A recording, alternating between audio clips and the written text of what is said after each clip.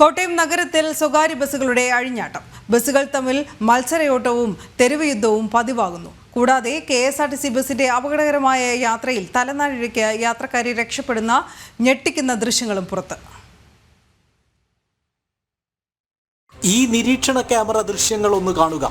പൊതുനിരത്തിൽ സ്വകാര്യ ബസ്സുകൾ നടത്തുന്ന തെരുവ് യുദ്ധം.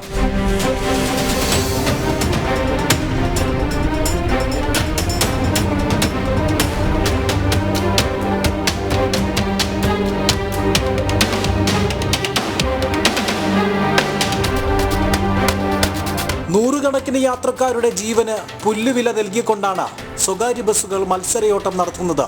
നിറയെ യാത്രക്കാരുമായി പോയ ബസ്സിൽ മറ്റൊരു ബസ് ബോധപൂർവം ഇടിപ്പിക്കുന്നു. കോട്ടയം പൊങ്ങന്താനം റൂട്ടിൽ സർവീസ് നടത്തുന്ന വിജയലക്ഷ്മി എന്ന ബസ്സാണ് തണ്ടപ്ര എന്ന ബസ്സിൽ ഇടിപ്പിച്ചത്. പിന്നാലെ വിജയലക്ഷ്മി ബസിന്റെ ഡ്രൈവർ തണ്ടപ്ര ബസിന്റെ ഡോറിന്റെ ചില്ല് അടിച്ചു തകർക്കുകയും ചെയ്തു. സംഭവത്തിൽ ചിങ്ങവനം പോലീസ് കേസെടുത്തു. ഇതാ മറ്റൊരു ദൃശ്യം.